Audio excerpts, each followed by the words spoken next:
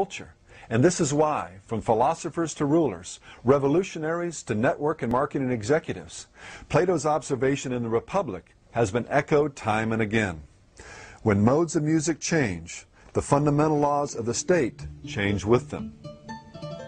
In another work, Plato could have been writing about our modern age when he stated, "Through foolishness they, the people, deceived themselves into thinking that there was no right or wrong in music, that it was to be judged good or bad by the pleasure it gave.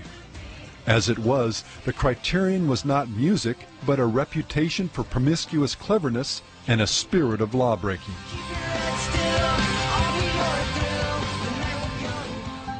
Plato's contemporary Aristotle, observing music's power to form character, to in some cases encourage self-control, while in others provoke abandonment, advised that music actually be regulated by the state.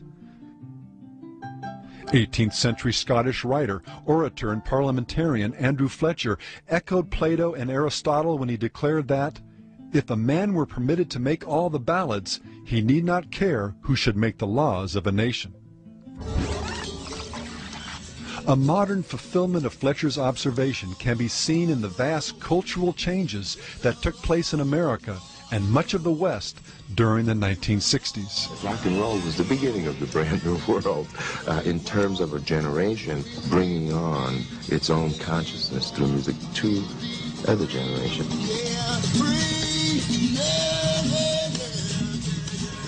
So music was like the Pied Piper that led kids off the asphalt and out of the suburbs and into some other kind of reality.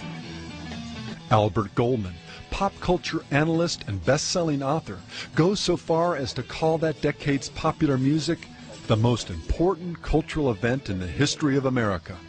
It's like an earthquake. It just shook the whole country, and it cracked open the shell of what had been society before that, and outswarmed a whole new generation of freaks. Leading these freaks were organizations like the Black Panthers, Students for a Democratic Society, and the Youth International Party, the Yippies, embracing not only communist ideology, but also the Marxist-Leninist credo that music was to be used as a weapon to achieve particular socio-political ends. Songs became the driving force of the revolution. Point two is total assault on the culture by any means necessary, including rock and roll dope in the streets. Jerry Rubin, co-founder of the Yippie movement and one of the infamous Chicago Seven, authored the bestseller Do It, a book that was called by its publisher, quote, the Communist Manifesto of our era, a declaration of war between the generations, calling on kids to leave their homes, burn down their schools, and create a new society upon the ashes of the old. See, we don't want to be responsible. We're irrational. We're irrational and crazy. In a chapter titled Elvis Presley Killed Ike Eisenhower, Rubin described the spark that lit the fire of the revolution. The new left sprang from Elvis' gyrating pelvis. Hard animal rock energy beat surged hot through us, the driving rhythm arousing repressed passions.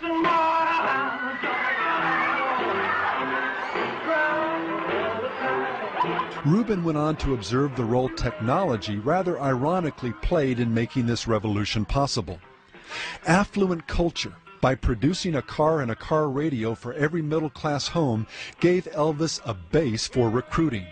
While a car radio in the front seat rocked, young kids in the back seat were having sex to the hard rock beat. The back seat produced the sexual revolution, and the car radio was the medium for subversion. 30 years later, Rubin's communist revolution has largely been passed up in favor of rank, whatever makes you happy materialism. Because everyone loves a twofer. Bye, Teddy. Bye, cutie. But music's influence has only become more powerful and more widespread.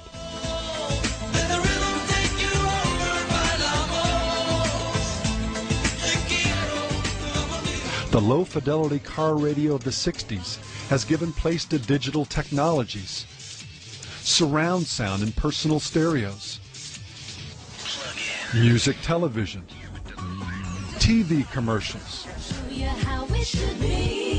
movie soundtracks, soundtrack to the smash film, video games, the internet, and a $9 billion a year industry that's with us when we wake up, as we drive, study, when we exercise, as we relax, shop, go out to eat, and finally as we go to sleep. And the result is a new type of revolutionary, one even more secure in music's power to influence individuals as well as shape the culture. Music is really great. It can move, a large group of people. It can inspire and move a large group of people. Then revolution can happen. There's more to Rage's music than meets the ear. We are able to seduce some people in with the music who then are exposed to a different political message.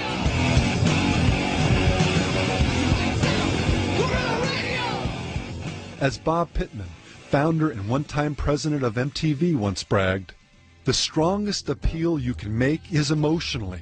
If you can get their emotions going, make them forget their logic, you've got them. At MTV, we don't shoot for the 14-year-olds, we own them.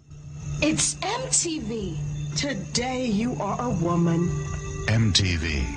It's all part of growing up. You know, no one wants to feel like they're being influenced, and certainly not owned or controlled by anything that's outside their own rational decision-making minds.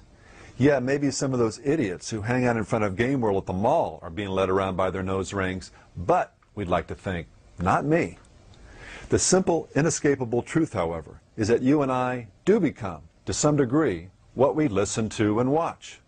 In the same way that human biology dictates that if you live on a steady diet of junk food, you will eventually damage your body, the entertainments you feed upon, for good or ill, will affect your emotional and spiritual well-being. It's true that not everyone will be influenced in precisely the same way, or to the same degree, but like it or not, we will be influenced. Whether it's the manner in which music organizes thought patterns in the brain, or the mysterious spiritual power that has so fascinated artists like Hendrix, Morrison, Mickey Hart, and Tori Amos. Music truly does have enormous influence over its audience. On my command, relinquish control. Give me your body. Surrender your soul. Submission is strongly suggested as the drum consumes your soul. The pounding sounds of percussion is all that you'll know. Let's now close by examining the basic bottom line of this power over our souls and what we can do about it. TJ. Son. Get it. What are you doing? I'm just doing some programming. Programming what, the computer or your brain? What's that?